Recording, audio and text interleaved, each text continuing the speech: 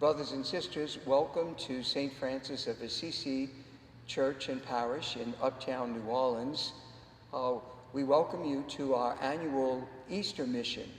A number of years ago, we decided instead of a Lenten mission, we would celebrate an Easter mission on Divine Mercy Sunday in order to emphasize that celebration and the conclusion of the octave of Easter. It also is in keeping with the Easter peace and St. Francis inviting us all to be instruments of peace. So this year we are happy to welcome Lorraine Hess, whom will be introduced by our Director of Family Life Ministries, Melissa Ray. Thank you for joining us, and we hope that this adds to your observance and celebration of the 50 days of Easter.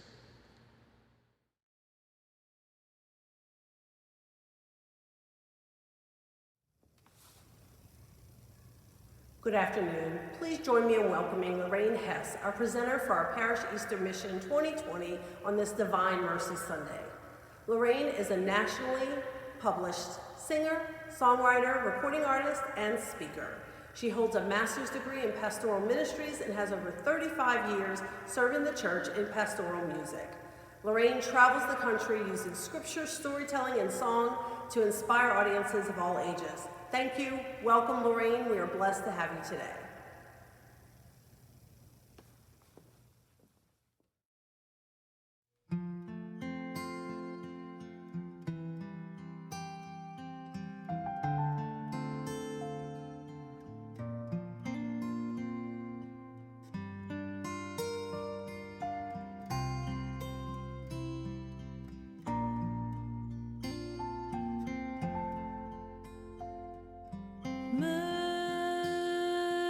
Mercy,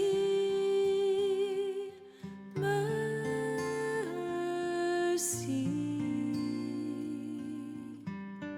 our soul waits for you, our help and shield.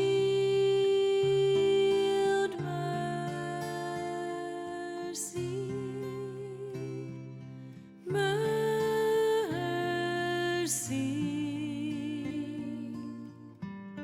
We place our trust in you.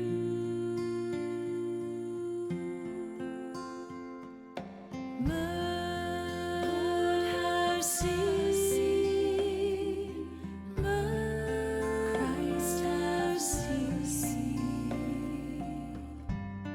Our soul waits for you. Our help and shield.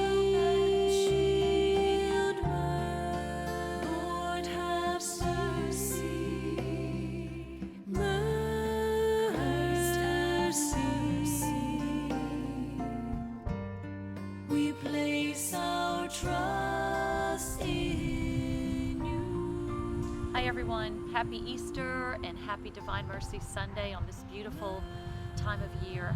I'm really thrilled to be here. We originally were going to do this in the church, and I'm really excited that Father Michael decided to do this online. So I want to welcome all of you who are joining us today, and for those of you who are not part of St. Francis of Assisi Parish, we want to welcome you as well. As we begin, we're going to do this parish mission, it's a two-night mission. Tonight, this afternoon is for the teens and for the adults, and then tomorrow night we'll be doing a Facebook Live for the kids. But before we begin today, I'd like to start with a song that I wrote several years ago for Divine Mercy Sunday. It's called I Trust in You. Oh, blood and water, which gushed forth from the heart of Jesus, as a fount of mercy for us, I trust in you. I trust in you.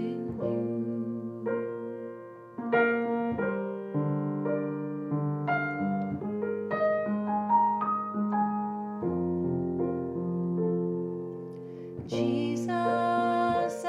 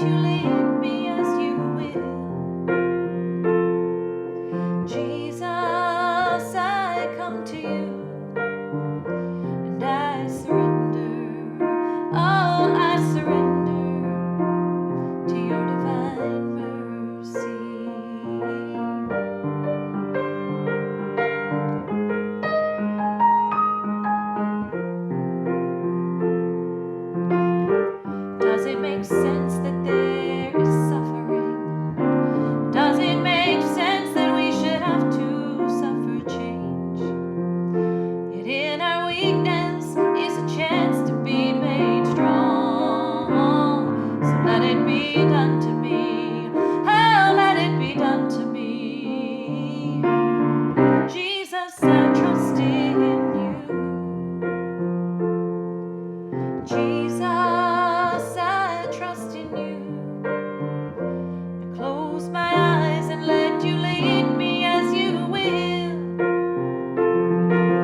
Jesus, I come to you and I surrender. Oh, I surrender. Oh, I surrender. Jesus, I trust in you. Jesus, I trust in you. Holy God, Holy Mighty One, Holy Immortal One, have mercy on us and on the whole world. Holy God, Holy Mighty One, Holy Immortal One, have mercy on us and on the whole world. Holy God, Holy Mighty One, Holy Immortal One, have mercy on us and on the whole world.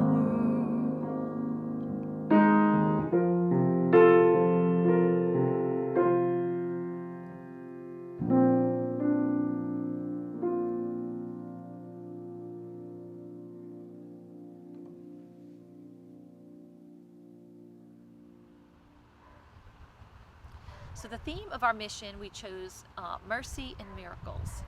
And today's psalm for Mass was Psalm 118. Give thanks to the Lord, for he is good. His mercy endures forever. And then the psalmist goes on to say, let the house of Israel say, his mercy endures forever. Let the house of Aaron say, his mercy endures forever. Let those who fear the Lord say, his mercy endures forever. That's us. That's all of us. Those who fear the Lord. His mercy endures forever.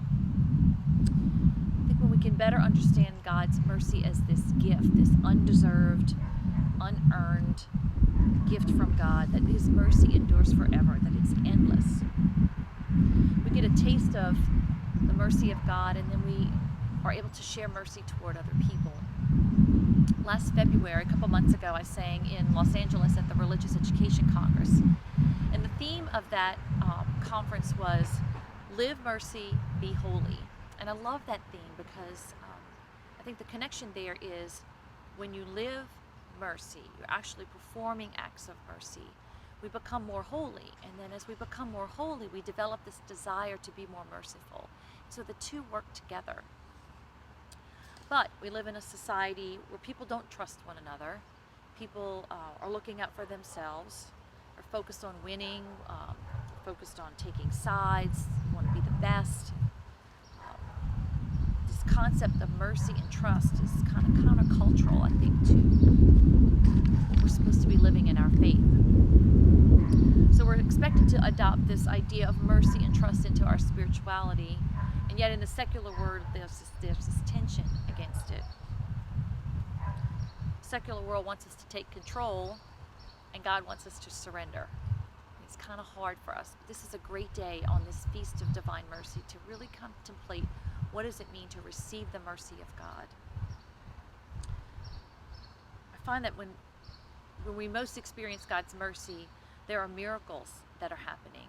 So if you think about those times in your life when you only had the mercy of God to rely on, and God came through for you, those are miracles.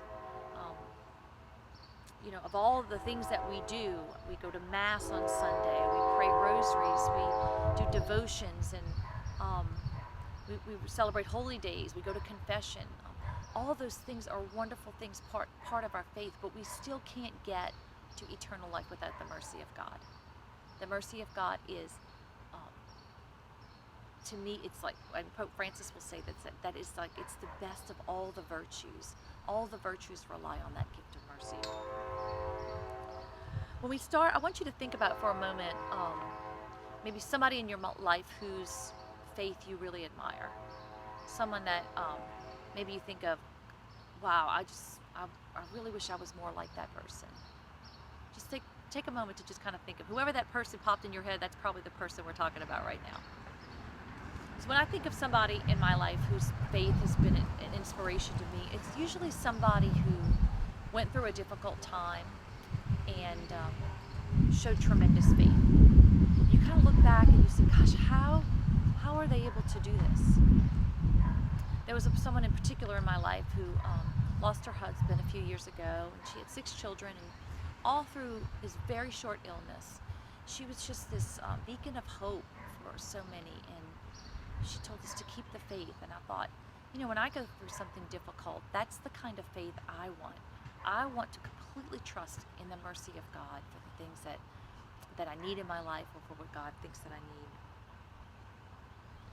The truth is, people are attracted to holiness. Think about it. There are people in your life who have tremendous faith, and don't you just love being around them? Don't you just want to spend time with them? Don't you want to say, oh, I just want to be a little more like that? Here's a question for you. And I'm asking you this question because someone asked me this once and I really had to think about it. And that is, are you the kind of person you would like to meet? I had to think about that for a second. Am I the kind of person I would like to meet? Sometimes, yeah. Sometimes, no. That's the kind of faith. That's the kind of trust that we want to have. I got my master's in pastoral studies from Loyola, and one of the first things that I had to do is form a relationship with a spiritual director. So I got a spiritual director. I had never done this before, and I met my spiritual director, and the very first meeting that we had, she asked me, if you could describe God in one word, what would it be? And the first word that came to me was merciful. So this subject of mercy is, it's one that's very popular with me. I write a lot of music, and the word mercy is all over the music I write, because to me that's just the part of my faith that I'm very comfortable recognizing that I need mercy, that I am not going to get there on my own, that without the mercy of God I am worthless. And so so I mentioned that to you because I want to ask, you know, do you recognize God's mercy in your life? Sometimes we walk around like fish in the ocean saying, where's the water? Where's the water? Where's the mercy of God? And we're in the middle of a pandemic right now, right? Social distancing. People are afraid of losing their jobs. We're kind of driving each other crazy in our household. But this day is so amazing. It's so beautiful because the whole time that we've been locked in our houses, at least in the New Orleans area, the weather has been so beautiful. That is the mercy of God. That is the beauty. God has given us that gift. We could be stuck inside with rain, and some places in this country are snowing right now, and that's the mercy of God. We recognize that, like fish in the water, looking in the ocean, looking for the water. Look for the mercy of God. It's right there. I know sometimes in my own faith life, I tend to focus on the things that God is not doing for me instead of what God is doing for me. And this perfect example is I'm the mother of 4 sons. These awesome boys. They're ages 16 to 26. And I remember when I was pregnant for my 4th son, and I found out that he was going to be a boy. And I thought, how could I possibly have 4 sons? How could God not give me a daughter? I wanted a daughter so badly. And I actually prayed to God, what have I done or not done that you can't do this for me? This one thing. I'm faithful. I serve at church. I'm raising them to be good Catholics. I just wanted a daughter. And what I failed to realize was that God, in His mercy, had granted me the gift of motherhood, period. That God, in God's mercy, gave me 4 healthy sons. It's not cliche. God's mercy to allow me to be a mother 4 times over. God's ways are higher than ours.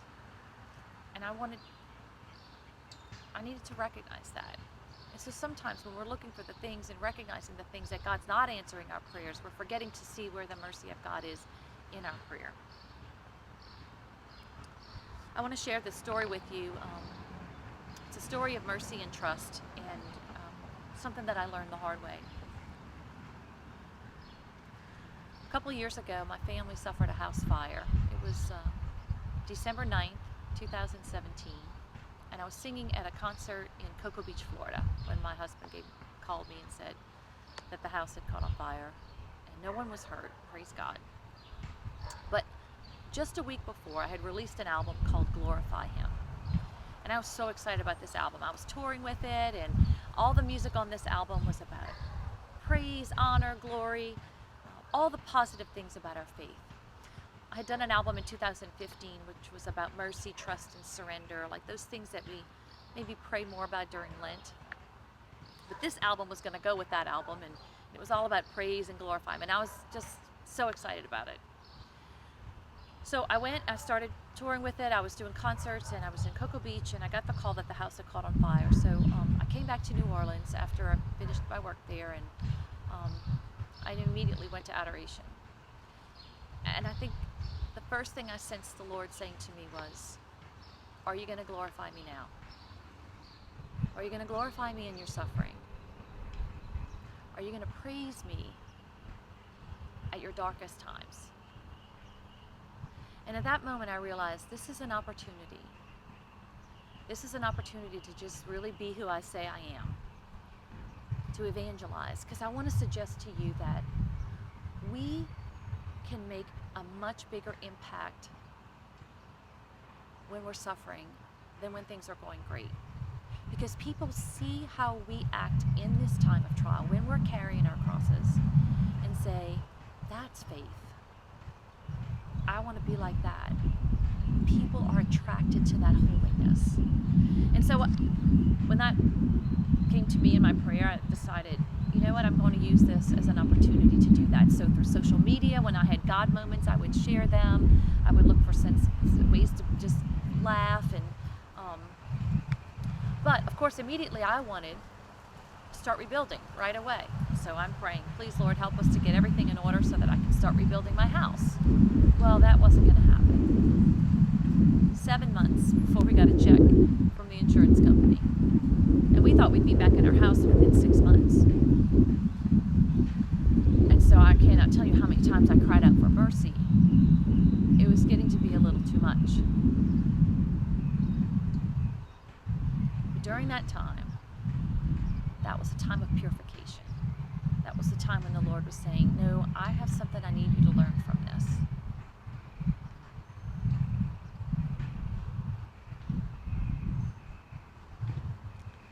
Some of the things that I realized during that time was that, you know what, it's okay if you don't get all your Christmas shopping done. It's okay if you want to stay in your pajamas all day sometimes. It's okay that you don't have some of this stuff. I think as we were going through the rubble and throwing out things, I remember asking myself, why do I have 7 cookie sheets? I don't need 7 cookie sheets. Yes, I have 4 boys and they can eat a lot of cookies, but I don't need all this. And as time was going on, I was realizing I need to sit still, to be still. And the Lord was sending me great music to write, and my husband and I were learning how to pray together, which we had never really prayed together. We had our own spirituality, but we were learning it was time to really pray together. And so all this time I'm learning that God is saying, yes, I'm going to give you mercy, but I'm going to give you mercy. You have to trust me. I know what I'm doing. My ways are higher than yours. I want to share a gospel with you today, and it's one that you heard a few weeks ago during Lent, and it's the gospel of the raising of Lazarus. Now, before I read this, I know that you're probably thinking, oh, I know this story. Lazarus dies. Mary and Martha send for Jesus. Jesus takes a few days to get there, and Lazarus is already dead when he gets there, and they move away the stone, and Jesus raises him from the dead, and all is well. I'm being facetious here, but the point is that we tend to brush over some of our gospels because we know the story, we know the ending. I want to suggest to you, I'm going to read a little bit of it, but I want you to think about Mary and Martha in today, because Mary and Martha's story in the raising of Lazarus is about mercy and trust. It's not so much about Lazarus.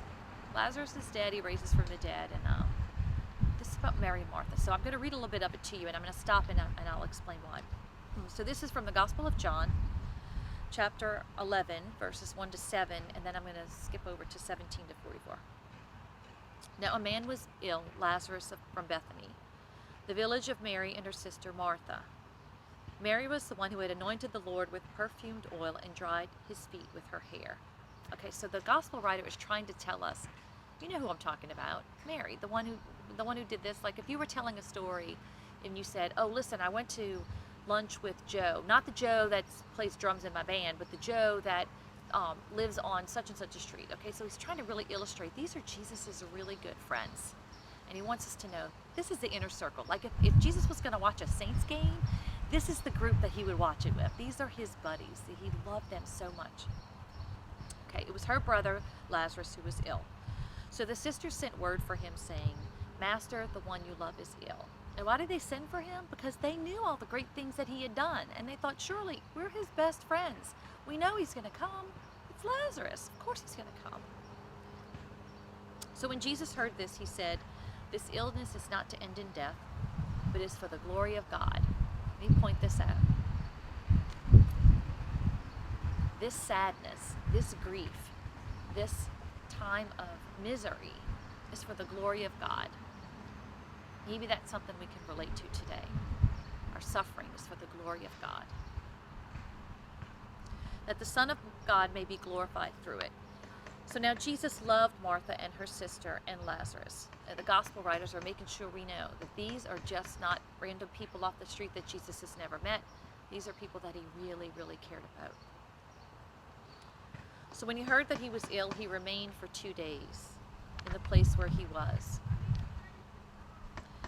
Now the Lord loved me when my house caught on fire. And when I think about how he waited 2 days, I think about that time when God was waiting to help us put things back together because something had to happen. Some transformation had to happen. And in this case, Lazarus had to die. After he said this, he said to his disciples, let us go back to Judea. Now I'm jumping to verse 17. When Jesus arrived, he found that Lazarus had already been in the tomb for 4 days. Now Bethany was near Jerusalem, only about 2 miles away. And many of the Jews had come to Martha and Mary to comfort them about their brother. When Martha heard that Jesus was coming, she went to meet him. But Mary sat at home. Okay, so the roles have reversed here. Mary's staying at home, but Martha takes off and runs to her Lord. Martha said to Jesus, Lord, if you had been here, my brother would not have died. But even now, I know whatever you ask of God, God will give you. Okay, she's showing her faith here. Jesus said to her, your brother will rise. And Martha said to him, I know he will rise in the resurrection on the last day. But Jesus said to her, I am the resurrection and the life. Whoever believes in me, even if he dies, will live. And everyone who lives and believes in me will never die. Do you believe this? Now, I did an exegesis on this gospel when I was in graduate school. I love this gospel. You could spend hours, days, weeks, months dissecting all of the verses of this Bible. Theologians for centuries have just taken this apart and just picked it apart to teach us so many wonderful things. But they're outside now. Okay, she's run to him. He's outside. There are people all around because they've come to see them. And he asks her, do you believe this? And she says to him, yes, Lord, I have come to believe that you are the Messiah, the Son of God, the one who is coming into the world. Now, I can say this on this beautiful, on State Street here in the middle of uptown New Orleans, where the trucks are passing by, the birds are chirping, people are coming back on skateboards, and kids are passing. So we apologize for the noise, but it's so beautiful today. We wanted to do this outside. But I can say this without fear of persecution, without the risk of losing my life. Martha could not. And she chose to say this outside, yes, you are the Messiah. That's how strong her faith is. That she's willing to risk it all and say, yes, Lord, I believe that you are the one who is to come. So when she said this, she went and called her sister Mary, saying, the teacher is here and asking for you. As soon as she heard this, she rose quickly and went to him, for Jesus had not yet come into the village, but was still where Martha had met him.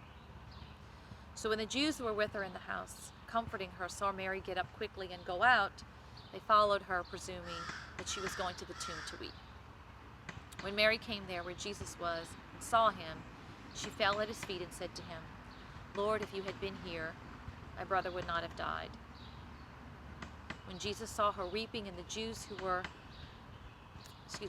had come with her weeping, he became perturbed. I want to point that word out. He's frustrated. He's deeply troubled. And he said, "Where have you laid him?" They said to him, "Sir, come and see." And Jesus wept. Stop for a second. Some people believe that Jesus wept because of the death of Lazarus.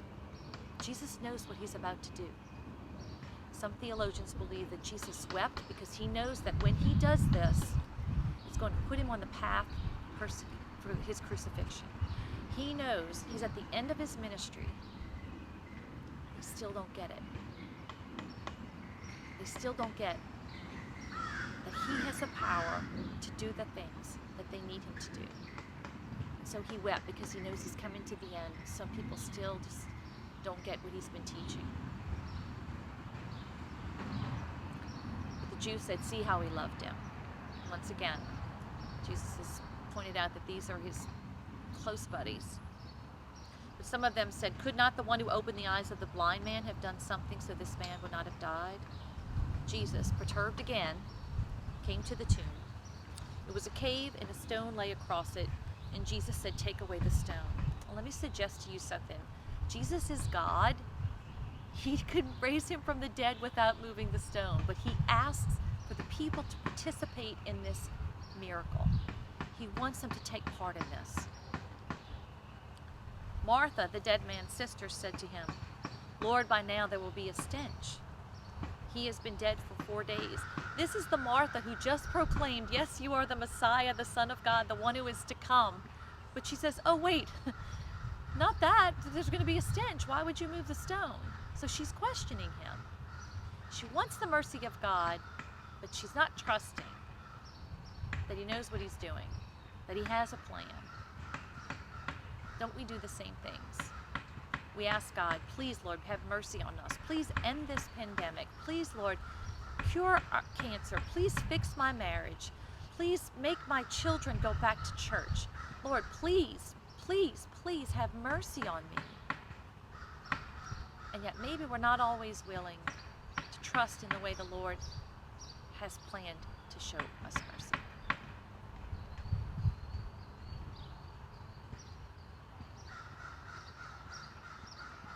Jesus said, "Take away the stone." So they took away the stone. And Jesus raised his eyes and said, "Father, I thank you for hearing me. I know that you always hear me, but because of the crowd here, I've said this, that they may believe that you sent me." And when he had said this, he cried out in a loud voice, "Lazarus, come out." The dead man came out, tied hand and foot with burial bands, and his face was wrapped in a cloth. And Jesus said to him, "Untie him and let him go." I have 2 questions for you, and I ask myself the same thing. First question is there a place in your life that you need to roll away the stone? And I invite you to take that to prayer this week. We are in the Easter season. Easter lasts for several weeks, and then we get to the Ascension, and we get to Pentecost, and the birthday of our church. And can we, in a renewal, can we ask ourselves a question? Are we asking for the mercy of God, but is there a stone we need to remove? And for you, your stone might be different than my stone. What are you holding on to? Now, there's always a bunch of things that we need to change about ourselves, right? But let's just pick one. I say during Lent, I like to focus on the one thing I want to change the most. What is the one thing you need the most mercy for, and is God asking you to remove the stone?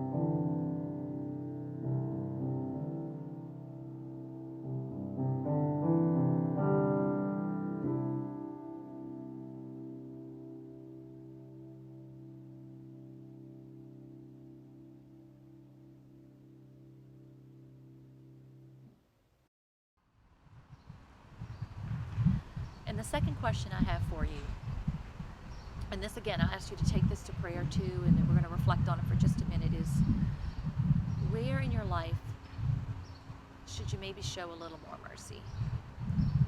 These beautiful corporal acts of mercy: feed the hungry, give water to the thirsty, clothe the naked, shelter the homeless, visit the sick, visit the imprisoned, bury the dead. Maybe we can just pick one. There are so many people in need right now. Maybe in your own families, maybe where you work, maybe in our community. And I want you to just maybe reflect, just take a moment to reflect on maybe where the Lord might be calling you to holiness through these corporal acts of mercy.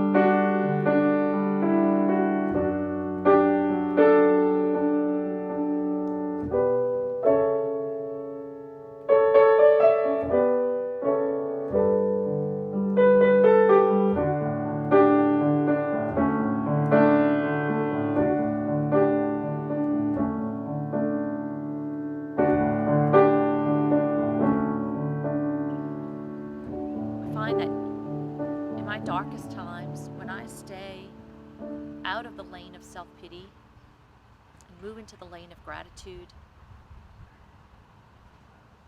that's when I hear the Lord the most. And that's when I feel the happiest, the most joy.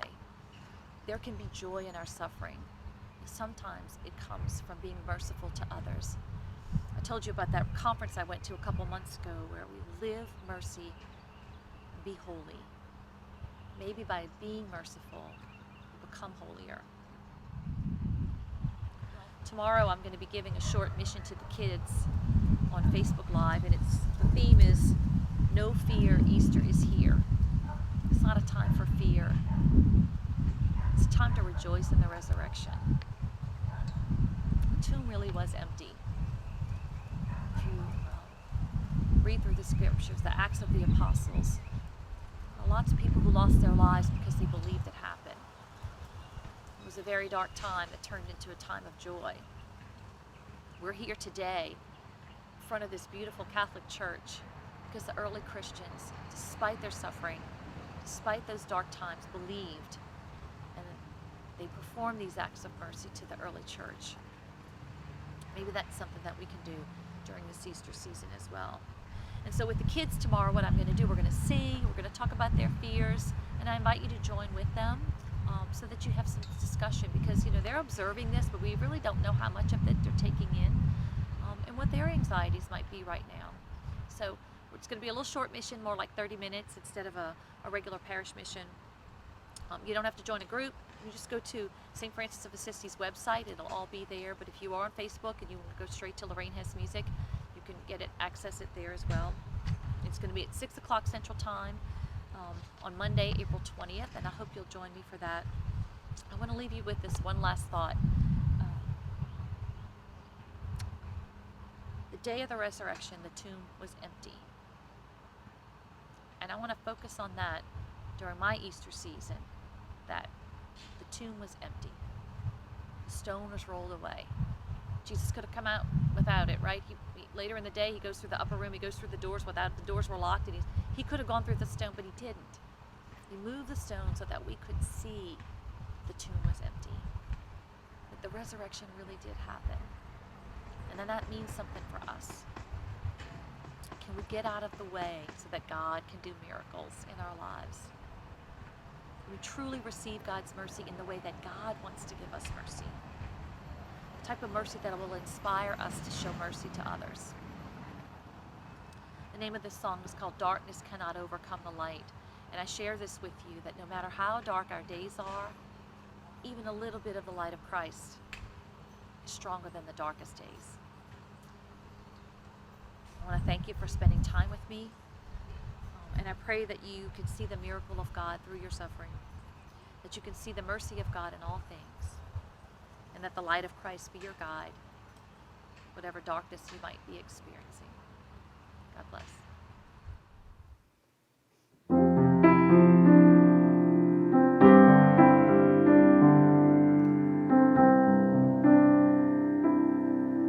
When the only sound we hear is our lonely beating hearts, when the ones who call us friends aren't friends at all, we recall your suffering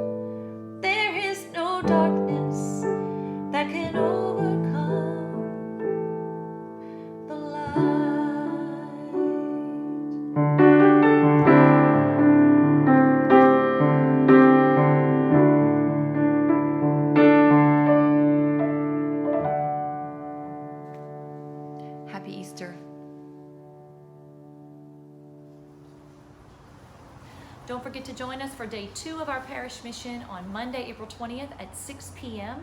We're going to do a Facebook Live, and it's going to be for the kids and the grandkids.